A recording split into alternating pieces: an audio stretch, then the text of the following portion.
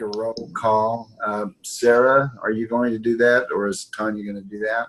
Actually, it's better if we can wait about a few minutes into the call. That way we capture any latecomers and don't have to do it again. Oh, okay. Good deal. Angela, somebody's got a car. Whoever's got the car, can you move or mute? I've got somebody's got him. There we go. Angela, are you there? Angela Hammond? Yes, I'm here. Hey, Angela, welcome to the team. I think this is the first time that we're introducing you. Can you tell us a little bit about yourself, what you do, and give us your background, maybe your hobby, what you do for fun? Sure. My name is Angela Hammond, and I just started with Vista College, but I have been working as a professor for 3 years now at other colleges. I love to crochet and knit, and I have 2 kiddos. 2 kiddos, and what do you teach for us, Angela? I teach accounting. Okay. Oh yeah, I think you called Rick while we were at lunch and had a discussion. That's right. Well, and just so you know, my name is spelled wrong on your little PowerPoint. Did I spell it wrong? Uh-oh, my bad. And she is super math smart, and she makes math easy. Cool, Angela. Where do you live at? I live in Carmel, Indiana. Okay, so she's not pretty close to you, Sherry, I guess, right? Absolutely. Angela's wonderful. Awesome. Angela, thank you for joining the team, and we're glad to have you. I didn't hear what you do for fun. I love to knit and crochet. Oh, awesome. Well, thank you again. Daryl, are you on the call? Daryl Culpepper, are you there? How about Beth Lee? Had to unmute. Hi, how are you? Beth, where do you live at? San Diego, California. And have we introduced you before? I don't think we have. I think this is the first meeting, right? So tell us a little bit about you and what you teach and do for fun. Okay. Oh, well, I teach English, and I've been teaching since 2009 for various colleges. I did start off with doing a lot of literature and then technical writing and then a lot of developmental writing, and I also teach just a lot of composition mainly now. And I work full-time somewhere else as well.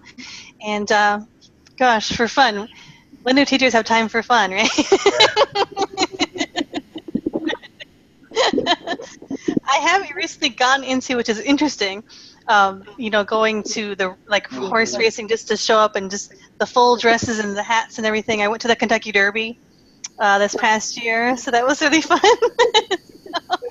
They really take it serious in Kentucky with that. They do very seriously and everything. But yeah, I did a recent move out. I was a year ago. I lived in Pennsylvania, and now I live in San Diego. So it's just acclimating myself to the less weather issues, mainly. Good. Well, thank you. We're sure glad that you're on the team. Glad to have you with us. Daryl, did you join us? I just texted him and waiting to find out. They get confused a lot of times with the time zones, and okay. But he's in Texas, so he should be 4 o'clock. Should be really easy. All righty, good. Well, it's just nice to have new members of the faculty. We really appreciate having this meeting. This is a great meeting. We try to get a lot of things done, and it gives us a chance to get together. So thank you for joining us. Sherry, I've asked you to do this time with the AR Award. Take over. It would be my great pleasure. We have fantastic instructors here, and I have to tell you, this gets harder every single month when you guys are all rocking it. This month, we have chosen someone who I'm pretty sure is online 24/7, always responds to an email with the kindest words I've ever seen. She is there for students any time of the day or night, and has gotten students in general education classes gotten them in and successful, and they enjoy talking to her and taking her classes. So without further ado, the AR winner of the month, oh, and her retention is amazing. I think she has 99% retention in her classes. Anita Walker is our choice. Oh, Yeah. gee, thank you. Congratulations. Wow, thank you so much, Sherry. Here comes I the award. appreciate that. There it is. Wow, thank you. So, And if I forgot to mention, 1 month, she had 1,500 entries in Campus View. And if you don't believe me, anybody is welcome to check that fact, because I promise you it's real. 1,493 to be precise. Oh, and you added all those up, Sherry, so I give you credit. awesome. Well, Thank you, Sherry, for all your support and everyone's support. I couldn't do it without you guys, so I appreciate all the backup. so Anita, if you had to say what are your top 3 keys to success as an instructor at Vista College, what would you say the top 3 are? It's just basically, I mean, the same thing I'm sure that everyone does. It's just staying connected to your students and trying to understand what is going on in their lives. You know, they have a lot going on. And I like to kind of develop a relationship. You know, it can be difficult, you know, online. So I like to try to get that established as quickly as possible in the first few days, which is a very difficult task. Yeah. But I just kind of let them know, hey, I'm there for you. And quite frankly, I probably bug them a lot because I do text, I call, I email. So it's like, here she is again. I guess I better go ahead and get that assignment done. Awesome. Well, thank you. It works. Thank you. Well deserved. Thank you. You know, we take votes. You know, we actually go around and have administration and staff vote on who we should recognize, and you were everybody wanted to recognize, because you know you got the relationships with the students, but what's really cool is you have the relationships with the staff, and that's a good thing. Oh, well, they're so helpful. I mean, everyone is just super, you know, and if you have a question or anything, I mean, they're there right for you, answering, you know, finding solutions for you, whether it's technology help or, you know, our particular personal situation that the students may be experiencing. So I really appreciate everyone. Thank you. Well deserved. Carson, you want to discuss the application, the app? You want to take over? Yeah, sure. Can you hear me okay? You bet. All right. Good afternoon, all you beautiful individuals. Just a really quick reminder. I did send an email out about this a few days ago, and it's regarding the mobile app and how it interacts with assignments being checked for plagiarism. So it's come to our attention through some testing and working with students on the phone that the mobile app isn't terribly supportive of assignments that are being checked for plagiarism. So the quick, easy fix, it took a while to figure this out, but if a student is using their phone, that's fine. But what they need to do is they need to get out of the mobile app, and they need to just use the vistacollege.instructure.com link as they would through like their Google browser, and log in that way, and then they will be able to upload or submit their assignments being checked for plagiarism. So again, if you get any emails or calls about students saying, hey, I can't submit my assignment, well, number one, ask if it's being checked for plagiarism. If it is, ask if they're using the mobile app. If they are, just tell them to navigate through the browser rather than the mobile app, and they should be good. If they continue to have problems beyond that, though, have them call me directly. I'm more than happy to help them. And if they call me, we can just get it taken care of so much faster. That's it, Larry, unless anybody has any questions. Anybody have any questions? Larry, this is Dan Worschler in Indianapolis, Indiana, and I'm teaching a speech class, and I appreciate all the effort, Carson, that you've gone through with some of my students. But when the students use a video, is there a certain thing that I can tell them to do or that they can use that's more efficient in the process with Canvas? It works better with Canvas because they're having a lot of frustrations getting that through, whether it be YouTube or whatever they might be using. What's your suggestion that I tell them? Carson, do you need to do a video on how to make a video? Hold on. Let's answer Dan's question, and then we'll go to that, Jerry. Oh no, that's the answer to the question. Yeah. We have an answer and a solution for you, Dan, and I'll get it over to you and get it into your course. I was looking at your course last night when we were working with those couple of students, and there was a video that we created some time ago when the course first ran, and I'm not sure, maybe it didn't come over from our last LMS platform to Canvas. Maybe it was lost because I didn't see.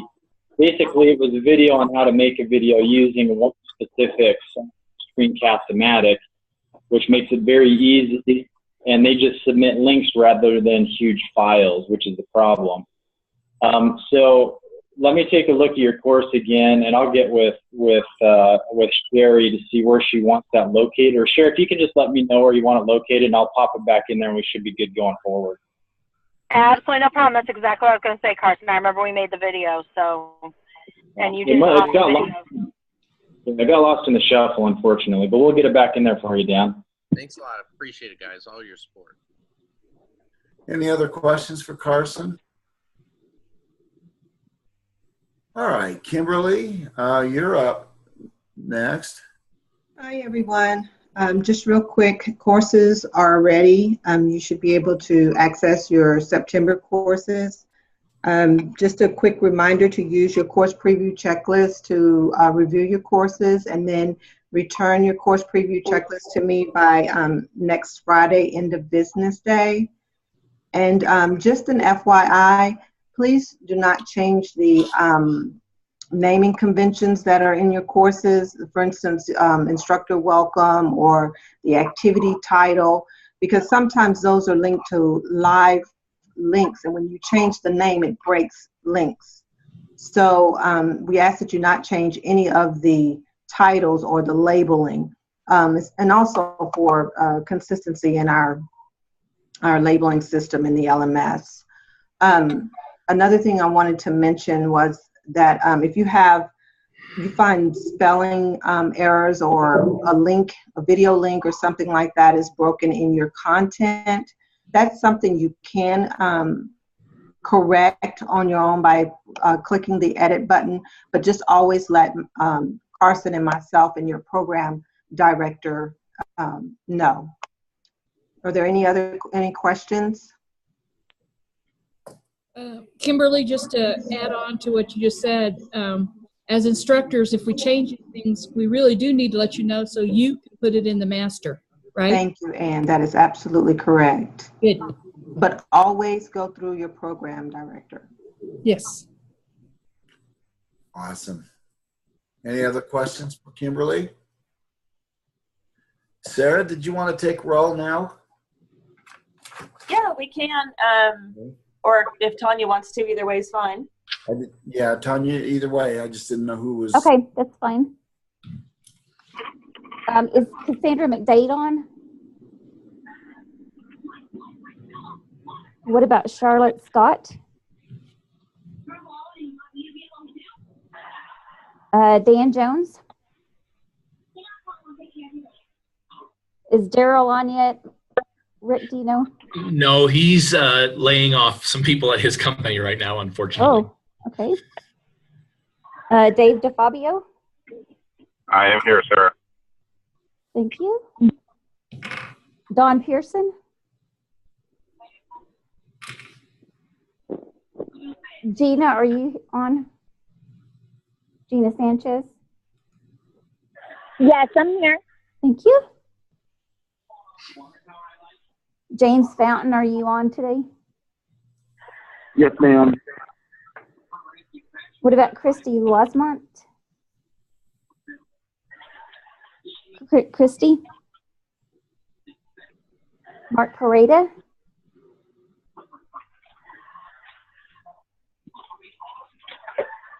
Sandy McDonald? I'm here. Tracy Eason?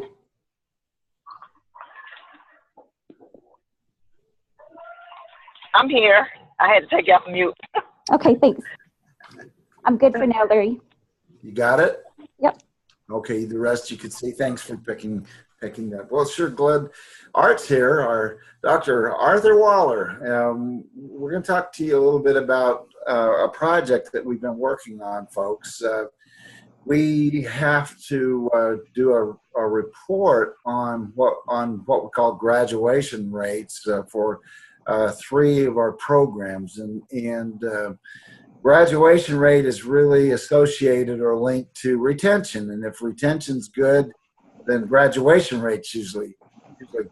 And so we have had an issue with, particularly in the MIBC diploma, as well as the business diploma and associate business degree programs with graduation rate. So we've been working on what we call a level 1 program review. With some of you been involved in our meetings, and more of you will be, because we need faculty feedback just as much as we need staff and admin and program director feedback. A level 1 review is like a 360 review. We're looking internally, externally for root causes, for poor graduation rates, and then we're devising strategies to improve graduation rates, and we have to actually report that and track it. And so there's been a lot of good things happening, particularly in the last 9 months. And so with that, Dr. Waller is going to talk to you a little bit about what's going on with retention. Dr. Waller,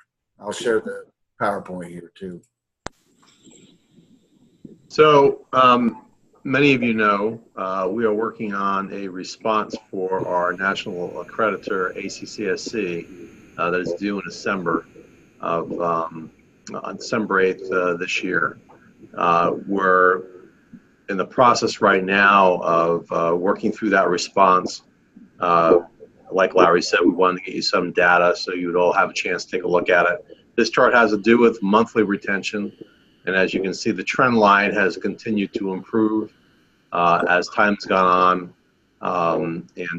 We're very proud of being able to move that needle in the right direction. Are you going to show the next one, Larry, the one that has to do with TTM? This one? Yeah. So this is really the big kahuna of retention charts, in that this is the TTM, or the trailing month retention trend. You can see we're over 13 points year over year, having a little bit of a dip in December, but other than that, it's been a constant trend upward. The goal is to get to a retention percentage of 70%, and if we continue to trend the way we have been, we'll be able to reach that goal by April of 2018. Clearly, this is a very, very important part of our response to ACCSC. The only thing I'd have you be cautious of is overall retention does not mean specifically that your particular program is doing well or not doing well. So we will be working with specific programs, i.e., as Dr. Banks indicated, the Associates in Business, Diploma in Business, and the Diploma in MIBC. Those are the programs that we'll be reporting on in December. We'll have a number of you involved with that process so that we've got a response to ACCSC that demonstrates, number one, that we're improving, and number two, that we have a plan to fix those things that have not improved. Dr. Banks. Thank you. I just want to just add to what Art's saying. If you didn't see this, look at this kind of monthly drop rates out of courses, right? See that? Much better than a couple years ago and even a year ago. See the difference? Significant improvement. And there are a lot of factors as to why it's improving, but I would suggest to you that you're making a difference. I know when we bug you about putting notes in Dropout Detective or helping us to work with students. You know, there really is a method behind our madness, and that is we have to, from an accreditation standpoint, show good outcomes, student outcomes, and one of the outcomes is that of graduation rate, and so that's affected by what you do. And we're doing some root cause analysis again on what's why are we getting better, and we're coming up with some interesting things that we'll share in future meetings. But I wanted this group to know, number one, look at the improvement. Hats off, round of applause. I mean, you know, you're a part of this. You're making this happen for us, and it's really crucial. If our retention rate is 70% plus, we'll have no problem at all meeting the graduation rate that we need to meet. So I just think you ought to share in the good news. That's a great trend, and you should feel great about it. I know that we do. Any questions on retention and graduation rates and what's going on? I'm a believer of sharing the information, not withholding it. So you're going to find that I tend to do that because, frankly, it doesn't happen without you. You make or break. The most important. You are the most important connection to the student, and that relationship. I really like what Anita said. You know, I work hard to build a relationship from the get-go, is what she said. That it makes such a difference. And so that leads us into today's in-service portion. Hey, Larry. Yes, please. This is Dan Ferentz. Could I ask you a question? Of course. I'm not sure where I got the number from, but I've been driving towards 92% retention. Yeah. Are there different goals for different programs? No. Where it comes from is the faculty expectation. You know, excellent is 5% or less, right? And good is that 92% number. Does that make sense? Yep. So that's where you got that from. 92% will be okay. It's not that we won't. It's that if we can shoot to it more to the 95% per month, that what will happen is we will absolutely hit the 70% number that we're striving for as an institution. Does that help a little bit, Dan? Yep. Thank you. Yeah. And, you know, what we're trying to do with those expectations is excellent. You know, an A is excellent, right? And a B is good. And so we just want to be, we'd like to be excellent, but we shouldn't get mad at ourselves if we're doing good, if that makes sense. So that's what we're trying to do. So traits of highly effective online instructors. That's the discussion this time for this 4x4. Let's just let's see what you all have to think are attributes of excellent online instructors. I'll just call on. How about I call on Dwayne? What do you think as an attribute of an excellent online instructor? Dwayne, have any ideas? I guess he disappeared. Keith, I can see you smiling. Give me an attribute or two of an excellent online instructor. Sure, I'll give you two. I think one is great communication, and the second one would be just based on caring. Ooh, that's nice. And talk about that great communication one. What do you mean by that? What I mean by that is it has to be kind of a two-way street of communication. And I think when we find students that are struggling, you really kind of have to find what the struggle is. I'll give an example. The one this week for me, or over 2 weeks, was just a laptop not working, and just continually asking, when are you going to get that laptop working? When can we overall get this, resolved? And daily communication. I think it just, you've got to dig at the problem to kind of solve it. You can't just ignore it. I love it. And remember, on online, we're dealing with online, because online's a little different than ground. There are many things about it that are the same, but there are many things that are different because of the way we have to communicate. So that's a great one. And I see a smile on your face.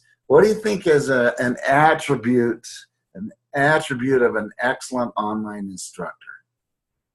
Or two. You got one. Well, I agree with Keith.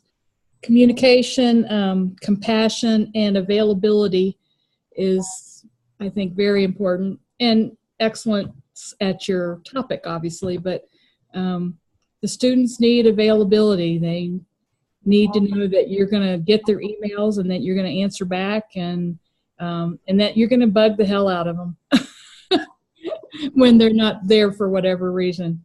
You're bugging them because they know that you care, right? Is that? Yeah, I do. And I really, you know, I know Anita does this too, is I don't usually write emails that say, hey, where are you? You haven't done your discussion board. I start with, I'm really worried about you because I haven't seen you on the board for 5 days. And are you okay? Has something happened? Is the family all right? Because it's usually something like the one I had this morning is, Dad is dying and Mom is in nursing home, and I've been just busting busy because of all this happening. And you have to get to that somehow. Good. Anita, you were going to jump in there. Give me a couple of that. Well, another thing, you know, I feel like a lot of students, you know, if you just build their confidence, I feel like some of them are, you know, they've had maybe some negative experiences with school education in the past, and they kind of, that prevents, it creates a barrier to learning. So I try to just build their confidence. You know, I send out emails and texts, you know, stating, you can do this, think of your, you know, what are the reasons, why do you want to achieve this goal in your life, and what difference will it make? Very good. Let's take one more. Cynthia, what do you think? Couple of attributes from your point of view. Did you disappear on me, Cynthia? Maybe so. How about, let's say James. Yeah, I see you there, and you got that smile. Turn the mic, turn your phone on or mic on. Your phone is muted. Phone is muted. Oops, where'd you go? Right there, your phone's muted, James. Phone is muted. Oh, you got your, you Carson, can you unmute him? see you, James? There we go, Can you James. hear me? Now we can. Okay. All right. All right. So sorry about that. No, I would add consistency and going the extra mile. You know, and I think that some of those were really talked about a little bit earlier, hinted about it. Just that going the extra mile when you're hearing those stories about how life is going on, because it is, like the whole time education process is going on. So those would be the two that I would show them. So let's talk about how do you go the extra mile in an online environment? Because we're miles away from the students, right?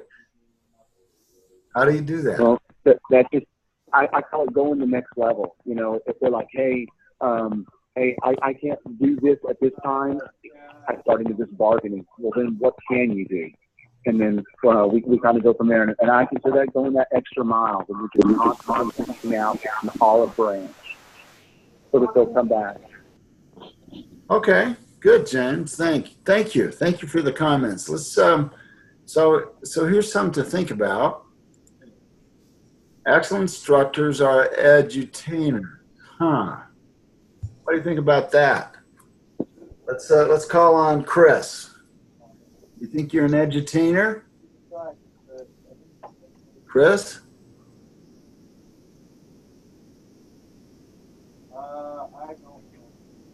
Yeah, I'm here. I'm working the microphone. Can you hear me now? Yep, perfect. What do you think? Are you an edutainer, a good online, or excellent online instructors, edutainers? You know, I don't think I'm as good of an edutainer online as I am in person. So, you know, I have a lot of things to work on. I feel, I don't know, more like an edu-counselor online than an edutainer. Huh. That's interesting, Chris. That's interesting. Let's just quick Oh, I don't know. Let's pick Tracy Easton, our excellent online instructor edutainers.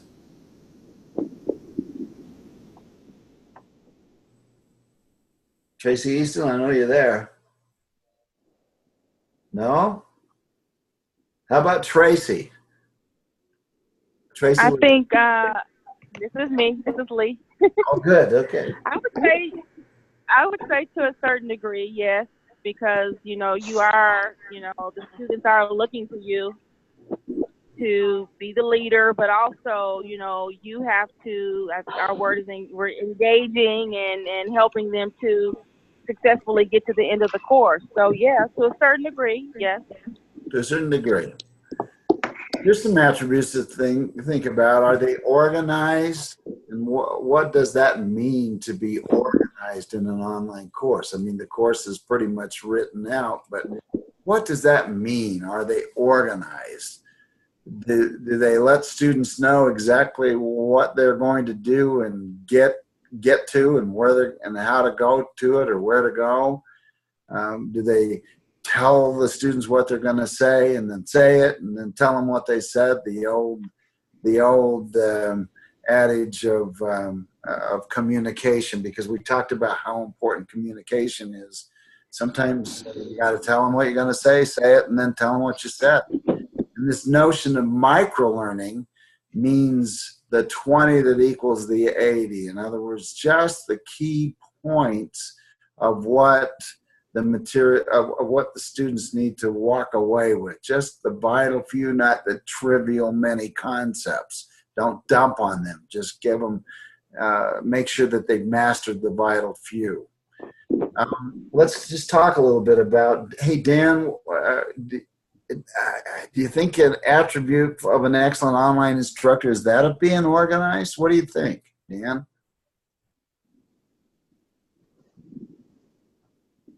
Which Dan do you want? Oh, any Dan. You pick it. Which Dan? Who wants to go first? This is Dan Ferentz. I'll go ahead and go first. Right. I absolutely believe you need to be organized. And you have to make the students understand that you're organized. And you have to try to get them to take that lead and be organized themselves. Mm-hmm. Because if they're going around in circles, they're not going to accomplish things. So you have to be a leader and set a trend. And yeah, what that means in terms of an online instructor is, I'm going to start at the bottom because I think that's probably what I think is one of the most important things. The students tend to get overwhelmed. So you have to start out by showing them, like you said, the 20% that is most important for them to succeed in their careers. Then you need to help them expand to the 30 and 40, but they really need to understand that basic 20. Yeah. That is what's going to make them successful. And if they're wasting their time on the other 30, 40, 50% and don't understand the basics, they're going to fail. So in our online course, how do we do that? Because, we have these assignments and discussion questions and books and things. How do you let them know what the 20 that equals the 80 is, Dan? Well, I primarily teach math, and basically what I try to do is to get them to understand that everybody who takes a math course has to cover a wide range of topics. But we're not trying to make a mathematician out of them, but they do have to walk out of there understanding and being able to carry forward the most important things. And I tell them what those things are. Good. Thank you, Dan. How about patience? Have you ever heard, I just can't do this, I'm not good at it, I'm not good enough to do it? You want me to answer that again? Absolutely. Let's pick Dan. Where's Wesley? Dan, you want to comment on that? Yeah. Is that an important attribute? I mean, they can't see you in the office, and like in the classroom, they can watch your body language and they know if you're frustrated with them. But in an online environment, it's a little bit harder, isn't it? No, I agree with you. I think patience, the type of student that we're dealing with has a lot going on in their lives. And I agree with what many of the people have said this evening. And so our patience with them, understanding kind of patience equal empathy also, is going to go a long way in understanding their situation, but yet still kind of coaxing them along on the right path. Good. Thank you, Dan. Makes challenging topics easy. Huh. Is that an attribute of an excellent online instructor? What do you think? Let's pick Dwayne.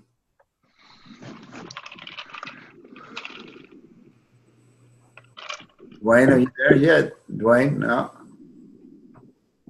Hello. I'm sorry. I'm trying to figure out how to use this You're doing just phone app here. You're Can you hear me? Yes, we can hear you. Okay. Makes challenging topics easy. Is that an important attribute?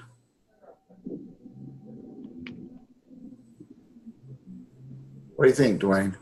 Yeah, I'm trying to. Could you repeat the question? It says makes challenging topics easy. That's an important attribute of an excellent online instructor. Do you agree? Oh yes, yes, I do agree. And how do we do that? Well, sometimes you kind of have to, relate to the student and put them in your shoes and let them know that, this isn't attainable. This is attainable. It can be done, and anything that you can do to guide them through it, that's what you do.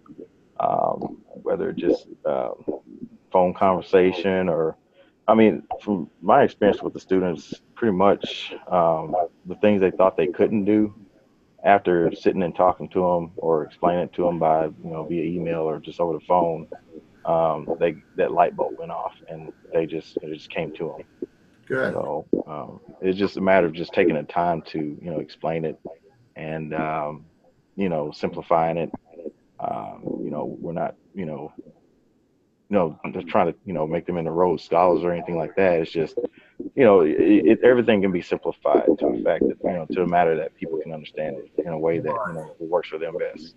I couldn't agree with you more, and that's a really, really important statement. Make it simple. Try your best to simplify it. It's really critical. Another key topic is to always show how the topic will apply to the workplace. That's really important in a career college, and so that it helps to keep the vision alive. That's a big one as well. Adjusting. Body language in a physical classroom is easy to adjust because you can watch them, they can watch you. But how do you adjust in an online course shell? Any thoughts about that? Cynthia, do you want to try that one? Are you there? Let's go to Peggy. Do you want to try that one?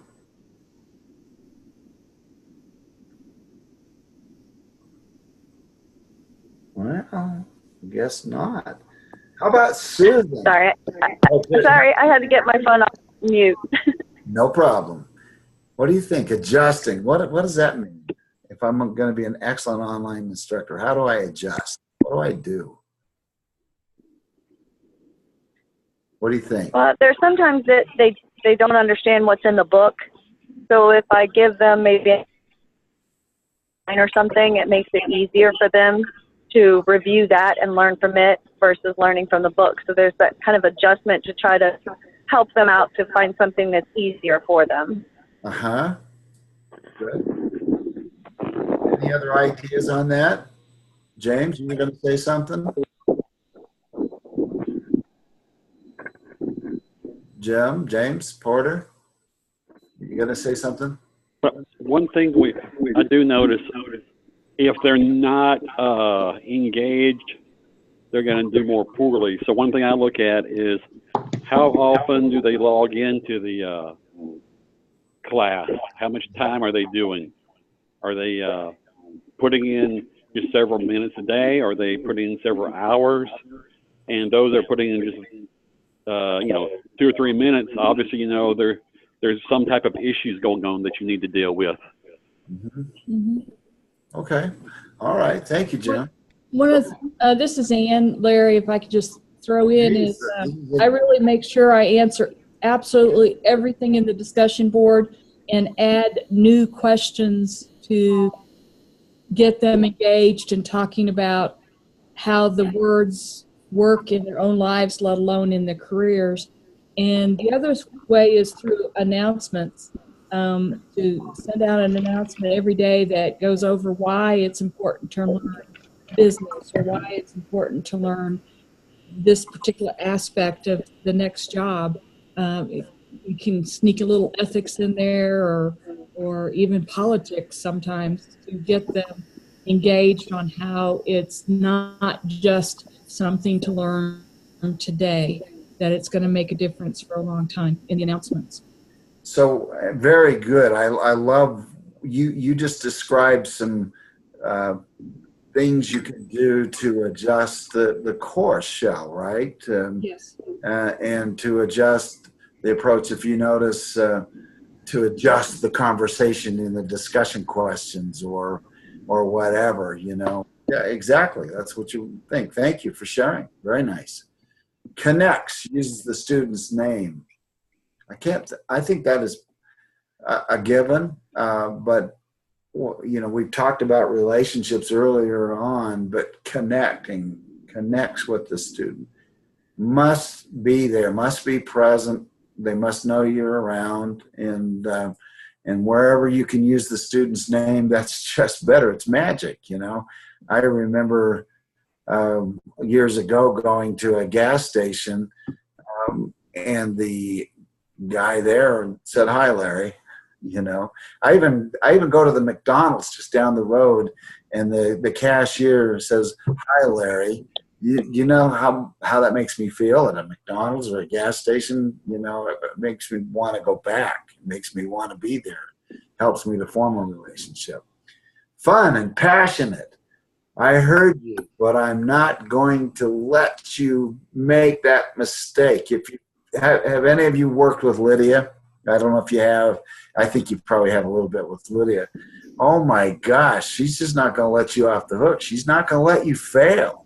She's not going to take your excuses. She is all about being passionate about your success, and she'll do it in a fun way.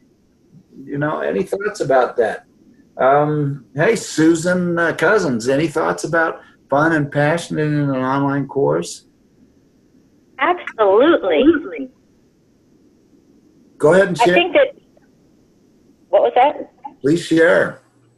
Oh, well, I think that it's really important to show your passion for what you're teaching, because if you're not excited about it, then how are you supposed to be getting the students excited about it? Yeah. And there's a lot of ways that you can do that to show your passion. You can explain what the topic of the week has to do with what they're going to be doing when they get out in the real world. You know, what's in it for me kind of a thing is always an important thing to keep in mind. And being excited about, you know, hey, you know, here's something in the news that's happening now that relates to this topic. I mean, that helps make it really important to them and make them understand, or even just being able to say, hey, if you work in an office, you're likely to see this happen, and this is, now you know what you should do if that should happen. And you can talk about new things coming out in the field that they're going into. There's lots of ways to do that, and I think that it really is, it can be really dry if you don't have that passion for the field that you're teaching in. Yeah, and I love how, again, you relate it to current events or how they might use it in the workplace or the office. Very good. Thank you for sharing. Interact. Yes, please. Somebody. This is Mark in the Carolinas. How are you? How are you, Mark? I'm well. This kind of goes back to your previous slide. Of course, passion in the curriculum as us as being instructors is key for me. And I think that when students understand your passion about a particular subject, it actually shows holistically throughout the course. And showing all of the senses of being understanding, showing empathy and sympathy to some of the things that they may or may not quite get, that you break it down passionately in regards to this how A and B works. Does that make sense? If not, then let's talk about it. Show that you have that interest in the subject and in their learning and their takeaways really goes a long way. And that makes it fun for them, because once that light goes off, that they get it, you've actually done something profound, and you can keep that light burning throughout the 5 weeks. So I'm passionate about what I do. I'm passionate about what I deliver, and I think it shows in my project management classes. And I know that for future classes, it will always be there. So I just want to chime in on that. The previous instructor did a really great point in regards to what she spoke about. So I certainly agree with that as well. Mark, thank you for chiming in. That's what we're trying to do. This is, I can't thank you enough. We're all learning together. We all want to be better, and I have to say that I was thinking as you were talking, Mark.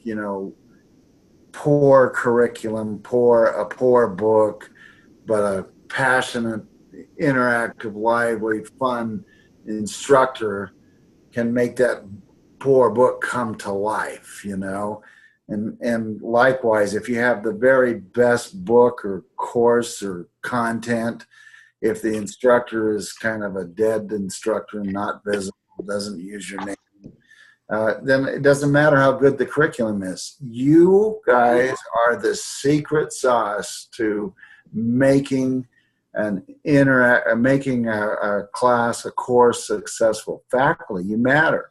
They can't do away with you, and they never will be able. Automation, technology, none of that will ever replace you. It's you showing your passion, making it fun, being interactive. That's the key.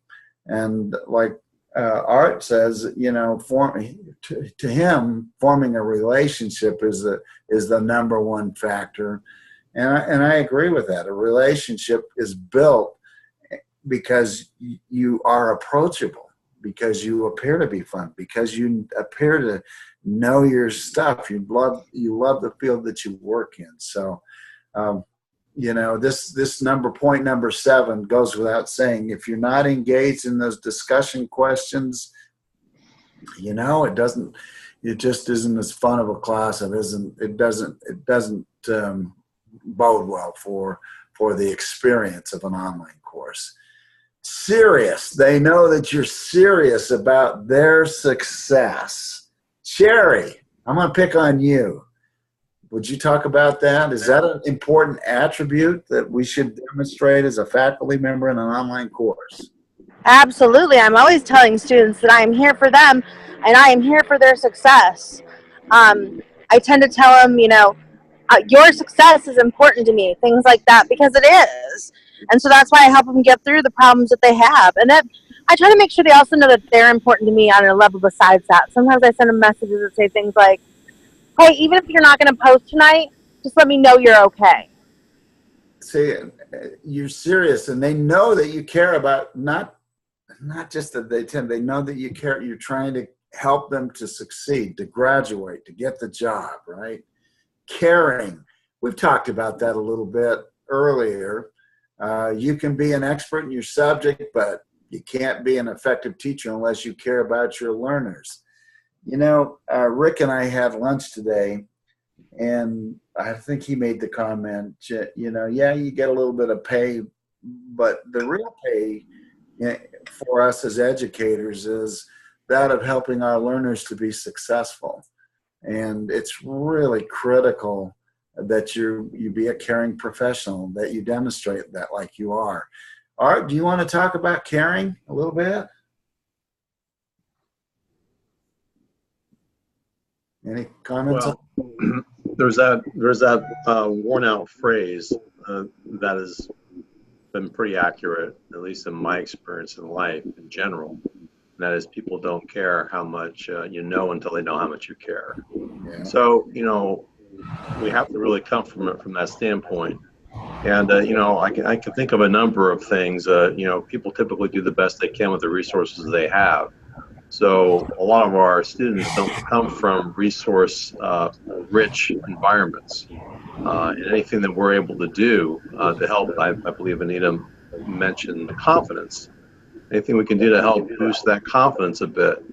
Anything that helps somebody get a leg up where they really need a hand. All those things I think are monumental in terms of caring. And if we look at life in general again, if we just do an aerial view, there's nothing more precious than gratitude. And being mindful of the things that typically, as instructors, you have that many of your students do not have.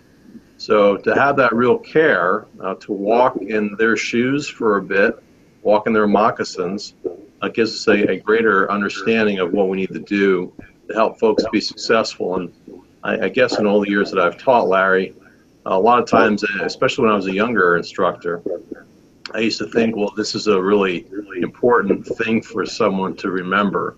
And I would point that out to the students, but time and time again, it would be 5-10 years after I had taught the class, someone would come back and say, you said this and that was really important to me. Or this particular lesson really resonated with me. And it had nothing to do with what I thought was important at the time. But it's really being, putting a face for the thing that's most precious, the thing you have to have most in the forefront when you're dealing with folks is to really be looking at it from their lens, from the way they're experiencing it. And if we really make an attempt to do that, I think we have a great opportunity to connect and have that student feel like we really do truly care about them. You really can't fake it. It's got to be something that's just a part of who you are. Yeah, I agree. Just a part of who you are. Larry, may I add something? And it kind of goes with your mentor slide that you just put up, is that as Art was saying about caring, we're also being examples to these students. Yeah. So we need to teach them how to care and how that their learning and their success and their new career is going to bring a new caring responsibility to the integrity of their job, the wellness of their family, the growth of their community, and how that all intertwines to make them a better person, because it really is the pond, drop a stone in the pond, and our teaching, our example, our willingness to put it out there first will ripple out to them, and then they ripple out to even more people, etc., and helping them understand that they're caring about themselves and their education and their future is vital. Thank you, Ann. That's really good. So I'm going to tell you a story about Dr. Harmon. His name is Paul Harmon. He was a small business management instructor that I had at the University of Utah. And if you know anything at all about the University of Utah, they're big classes. You know, it's not uncommon to have 200-300 students in a classroom. And Dr. Harmon got to know me. One time I had to go see him in his office for something. And he looked at me and says, you know what? You're doing just fine, Larry. And he used my name. You're doing just fine, Larry. I'm really proud of what you're doing. And you're getting the topic. And, you know, at the time, I was wanting to play my guitar more than I wanted to get a college degree. But I was going to college. I was going to school using my VA benefits. But I'll never forget how he used my name and how he coached me. He took the time, he talked with me. He didn't play this snob game, you know, I'm a PhD and you're a lowly first year or second year student, whatever it was. And he cared. You could tell he cared about me and my success. Now, he still gave me a B in the course. I thought, you know, he led me on to think, well, I'm going to get an A. No. He made sure that the grade I got was the grade I earned, but I still felt good about that because he was trying to help me.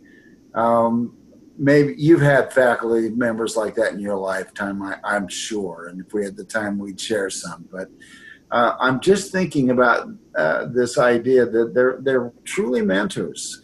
They're passionate about their topic, and they're trying to provide quality feedback, you know, using the two goods and to improve method. And what I mean by that is you're doing great here, and wow, look at you go.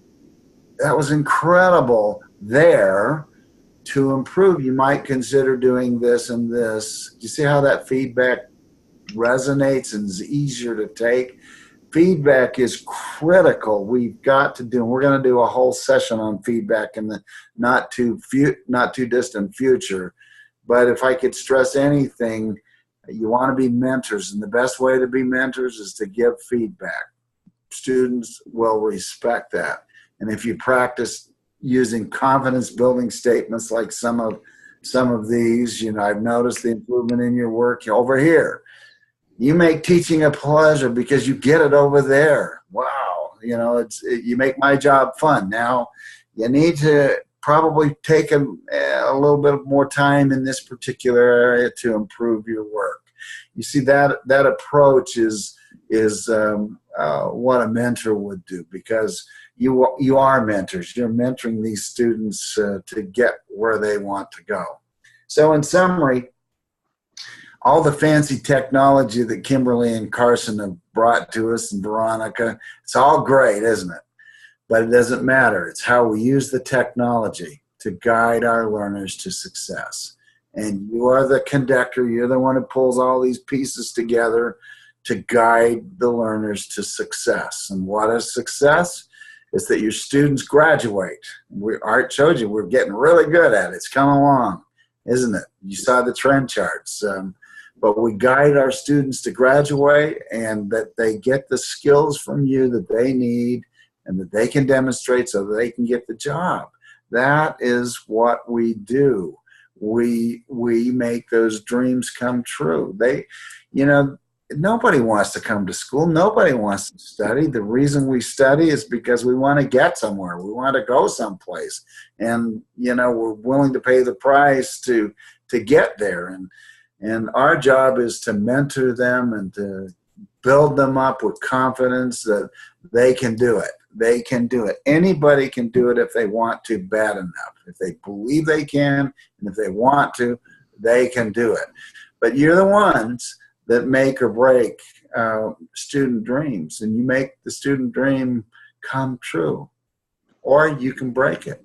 It's your choice. And so let's do our best to be good edutainers. Okay?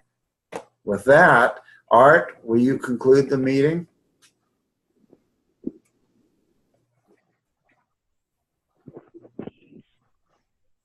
Yeah, let me just, I gotta get my own mute button. Larry, you keep on moving things around on me. First of all, I'd like to welcome the new faculty members. Welcome aboard. I hope that your experience with us is an enriching one. It's important to our students that you do a great job for us. Also, just acknowledge Anita. I believe this is not the first time for her, but as an AR award winner, having more faculty like that helps all of our jobs at Vista College be a lot easier. Thank you. Retention trends are up. There is a lot of things to celebrate.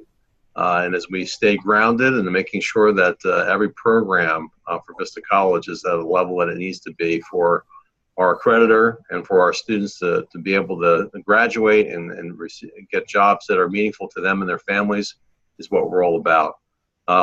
Dr. Banks, thank you for your leadership, and I'm grateful that all of you are part of our team. We'll talk to you soon. Thank you for being here, folks. Bye. Thank you. Thank you. Thank you, Sherry. Bye. Thank you. Bye.